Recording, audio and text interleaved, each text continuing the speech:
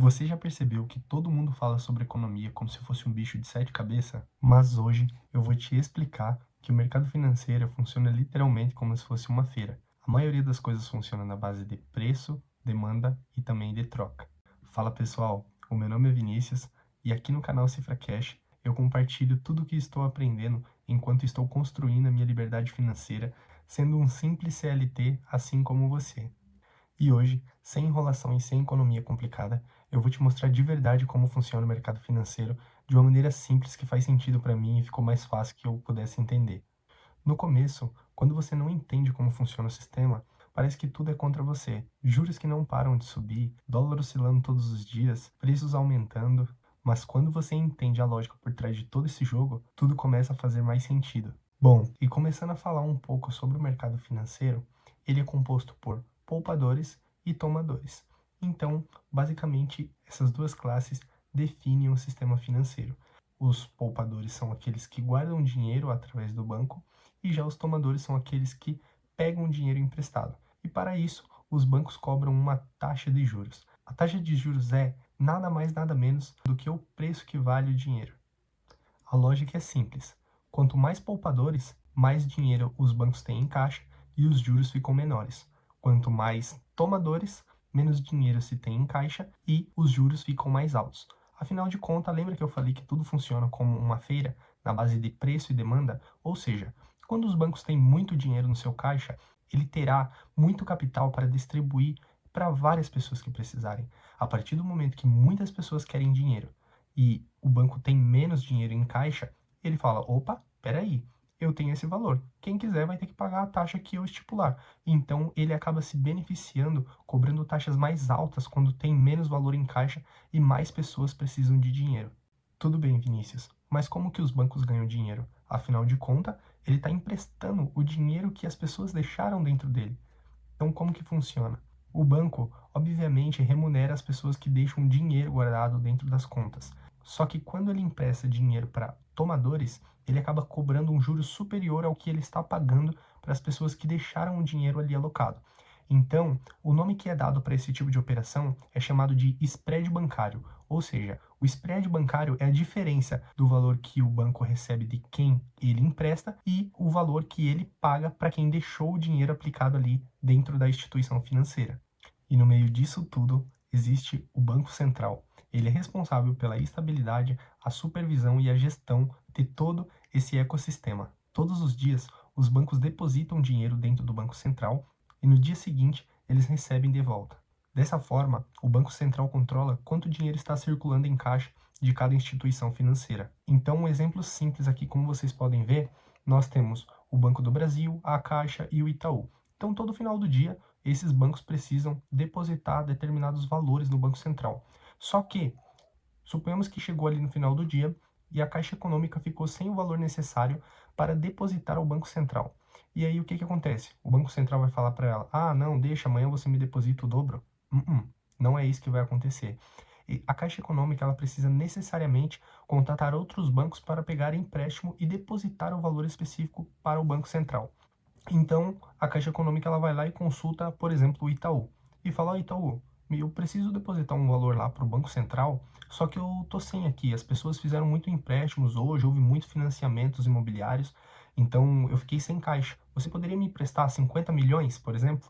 E o Banco do Itaú vai lá e diz: sim, eu posso sim te emprestar esses 50 milhões, mas por mais que você vai me entregar esse valor amanhã, eu vou precisar cobrar uma taxa sobre esse serviço. E aí entra o famoso CDI, que seria o Certificado de Depósito Interbancário. Ou seja, pelo dinheiro do Itaú dormir uma noite com o banco da Caixa Econômica, que na teoria ele depositará para o Banco Central, a Caixa Econômica precisa pagar uma taxa de juros que seria o CDI, que muitos bancos oferecem essa remuneração para pessoas que deixam dinheiro alocado dentro dos seus caixas. E o valor do CDI, ele sempre será 0,10 abaixo da taxa Selic. Porque, falando sobre a taxa Selic, ela é a taxa básica da economia brasileira. É ela que controla todos os empréstimos, os financiamentos e até mesmo os investimentos. Então, qualquer oscilação que ocorre com a taxa Selic, todos esses recursos financeiros são afetados diretamente e também indiretamente. Não só esse, como diversos outros também. Agora falando sobre o câmbio, eu vou pedir para que você faça uma simples análise no seu dia a dia. Você aí utiliza o YouTube, utiliza o Google, os serviços da Apple, escova os dentes talvez com a pasta da Colgate, ou até mesmo utiliza cartão de crédito da marca Visa, Mastercard, toma aquela Coca-Cola? Bom, eu tenho uma notícia para te dizer. Todos esses produtos, como diversos outros também, são cotados em dólar. Afinal de contas, esses produtos e serviços vêm de empresas estrangeiras que trabalham com cotação em dólar. E a maioria das pessoas às vezes diz: "Ah, para mim não importa se o dólar está subindo ou se está descendo", mas na verdade importa sim, porque para que nós possamos consumir desses serviços e produtos, nós precisamos pagar em real. E o real, obviamente, será convertido para dólares para que possamos pagar essas empresas internacionais. Então, se o dólar ficar mais alto, nós, obviamente, precisaremos desembolsar mais reais para que possamos pagar aquele serviço ou aquele produto. E o Brasil também é beneficiado através desse câmbio de moedas, ou seja, do dólar e do real. Afinal de contas, o Brasil trabalha com a exportação de commodities, sendo ela café, soja, açúcar, carne bovina e também minério de ferro. Então, em cenários que o dólar está em um valor elevado, isso é benéfico para o Brasil. Afinal de contas, os estrangeiros deverão converter os seus dólares para reais para que eles possam pagar. E, obviamente, isso tudo mexe com a oscilação entre essas moedas. Como assim, Vinícius? Me explica um pouco melhor. Ou seja, por exemplo, suponhamos que a China ela tem uma construção extremamente grande e ela vai precisar de muito minério de ferro. Automaticamente, quem comercializa o ferro dentro do Brasil é a Vale, uma empresa brasileira que atua no mercado financeiro também. E quando a China precisa comprar muito minério de ferro, ela precisa pegar todos os dólares que ela tem e converter para reais para que ela possa comprar todo esse minério de ferro que ela precisa. Então, o que acontece por debaixo dos panos? Ela tem muitos dólares, só que ela precisa de reais para fazer a aquisição desses produtos. Então, o que ocorre? Ela pega todos os dólares que ela tem e ela vende para comprar real. Ou seja, a demanda pela moeda brasileira, que é o real, ela sobe e, consequentemente, como teve muita venda de dólares, a demanda pelo dólar cai. Então, consequentemente, lembra que eu falei que tudo funciona como preço e demanda? Se o pessoal está vendendo muito é porque pouca pessoa quer. Então eu preciso reduzir o meu preço para que mais pessoas queiram. Então ocorre toda essa movimentação no mercado financeiro quando há esses tipos de transações. E também a cotação dessas moedas podem oscilar mediante medos que ocorrem dentro de vários países. Por exemplo, recentemente a gente soube que estava ocorrendo muitas guerras entre países, como a Rússia e a Ucrânia. E aí, basicamente, quando ocorre esse tipo de situação, as pessoas pensam: olha, eu vou converter a minha moeda que eu tenho aqui nesse país para aquela outro tipo de moeda, para que eu fique seguro caso aconteça alguma coisa, se a economia desse país vir a falir, pelo menos eu estou garantido com os meus recursos capitalizado em outro tipo de moeda. Então, isso também acaba elevando ou diminuindo ali a demanda por determinadas moedas diferentes. Então, ocorre toda essa oscilação no mercado de câmbio. Bom, falando agora sobre o PIB, o termômetro da nossa economia. PIB seria o Produto Interno Bruto, e ele é composto pela soma de todos os produtos e serviços finais produzidos dentro do país. Exemplo, como nós podemos ver aqui, o agricultor vai lá, planta o seu trigo e quando chega ali a data da colheita, ele colhe todo esse trigo ali e ele consegue vender esse trigo por R$ 1,60 dentro do mercado. Com base nisso, ele pega ali e vende esse trigo e quem compra esse trigo transforma o trigo em farinha. E aí essa pessoa, após ter transformado o trigo em farinha, ela comercializa essa farinha no valor de R$ 4,50 o quilo ali no mercado. E a quem compre essa farinha ali por R$ 4,50. E a pessoa que compra, ela acaba transformando essa farinha em pão, vendendo por R$ 18,00 o quilo do pão. Então, nessa teoria aqui, o produto interno bruto, que seria o PIB, ele vai ser composto aqui somente pelo valor do pão e não pela soma de todos esses dois antecedentes ao pão. Afinal de contas, dentro do último produto, que seria o pão, já está embutido o valor da farinha e também do trigo, que foi os dois fatores antecedentes para que esse produto fosse fabricado. Então, como eu mencionei, o PIB ele é composto por todos esses produtos e serviços gerados dentro de uma determinada região. E essa análise é feita mediante um período de tempo específico. Muitas das vezes é feita uma comparação no período de tempo de um ano. Então, quanto mais alto for o PIB de uma determinada região, melhor. Só que além do PIB, há também o PIB per capita. E o que seria o PIB per capita? O PIB per capita ele é a nomenclatura que foi dada para poder verificar como está a distribuição de todos esses recursos nessa determinada região. Ou seja, basicamente, você pega o valor do PIB, é toda a soma de todo o valor que foi gerado ali em um determinado período de tempo por produtos e serviços finais, e você divide pela quantidade de habitantes daquela região. É como medir quanto cada pessoa ficaria caso aquele valor total fosse distribuído de forma equalitária para todas as pessoas. Geralmente é feita uma comparação nesse valor de 0 a 1. Então, quanto mais próximo de 1 for esse valor, significa que toda a riqueza que aquela região está gerando, ela está em mão de poucas pessoas. E quanto mais próximo de 0 for, significa que toda a riqueza daquela região, ela está sendo distribuída de forma equalitária para todos os habitantes daquela região. Agora falando sobre a inflação.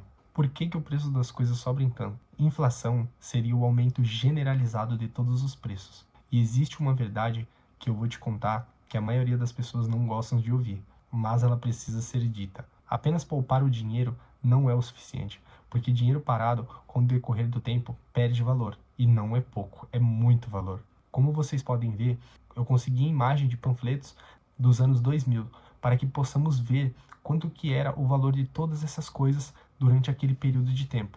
Ou seja, a gente consegue ver 1 quilo de açúcar custava 69 centavos, 5 quilos de arroz custava 3,28, o tão famoso café custava 2,59, o quilo do contrafilé custava 5,90. Naquele tempo, um fardo com 6 refrigerantes Coca-Cola custava 8,10. Hoje em dia você não compra nenhum refrigerante com esse valor, se for duvidável, porque está muito mais caro. Eu acredito que atualmente está uns 10 reais. Então você consegue ver aqui não só esses produtos, como diversos outros, até mesmo eletrônicos, ou seja, fogão, geladeira, os preços que eram cobrados por esses produtos durante os anos 2000. E com o decorrer do tempo, houve um aumento generalizado de todos esses produtos, que é o que a gente paga hoje no nosso dia a dia. Tá, mas afinal de contas, por que a inflação acontece? E eu vou te explicar o porquê. O motivo disso tudo é porque o governo, ele gasta mais do que ele arrecada. E, consequentemente, uma hora ou outra sempre acaba faltando dinheiro ali para ele. E a maneira dele corrigir isso e conseguir arrecadar mais dinheiro é aumentando os impostos, que obviamente os impostos são refletidos dentro desses produtos que consumimos. E, como vocês podem ver, nos anos 2000 era um valor e atualmente está sendo cotado nos valores que a gente vê dentro do mercado. Então, por conta desse motivo que ocorreu toda essa correção nos valores dos produtos. E a outra maneira dele arrecadar dinheiro com essa situação seria com a impressão de mais dinheiro. Só que quando é feito a impressão de mais dinheiro, há obviamente muitas consequências que isso gera.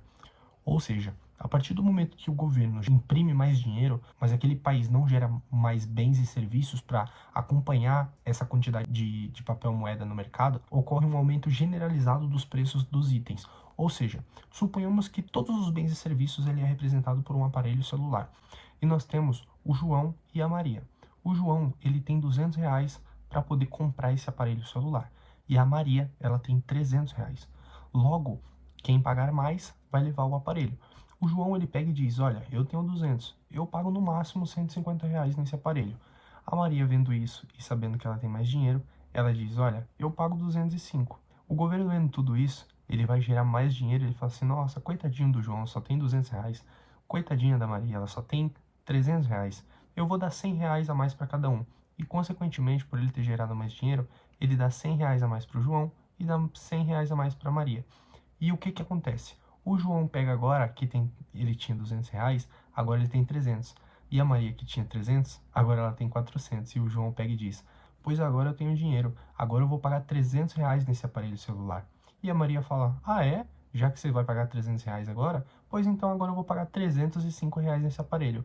Ou seja, o que aconteceu aqui no fim dos casos? O aparelho, que representa todos os bens e serviços, ele ainda é o mesmo, ou seja, somente elevou o preço desse produto. E basicamente é isso que acontece quando o governo sai emitindo um monte de dinheiro sem aumentar os bens e serviços daquele determinado país. E como o governo controla toda essa inflação? O método mais utilizado para ele controlar é a taxa Selic, que seria a taxa básica da economia. Lembra que a gente conversou sobre ela no início do vídeo? Sim, ela é um instrumento utilizado na mão do governo para controlar a inflação. Basicamente, ela é conhecida como se fosse o pai das taxas. E quando a taxa Selic sobe, o crédito fica mais caro, o dinheiro circula menos na economia, menos empresas são abertas e, consequentemente, as pessoas consomem menos. Mediante tudo isso, há um lado bom e um lado ruim.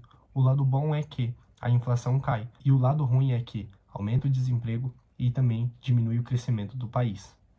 E no final das contas você percebe que o mercado financeiro só parece uma coisa complicada, mas ao final de contas, como eu mencionei no início do vídeo, é como se fosse uma feira. Tudo é através de preço, demanda, oferta, risco e também confiança. E quando você entende tudo isso, você para de ser refém e começa a tomar decisões melhores para a sua vida. E se esse conteúdo faz sentido para você, já deixa o seu like para eu saber, se inscreve aqui no canal, porque será um prazer ter você aqui acompanhando essa jornada comigo e absorvendo esses conhecimentos que eu compartilho com vocês.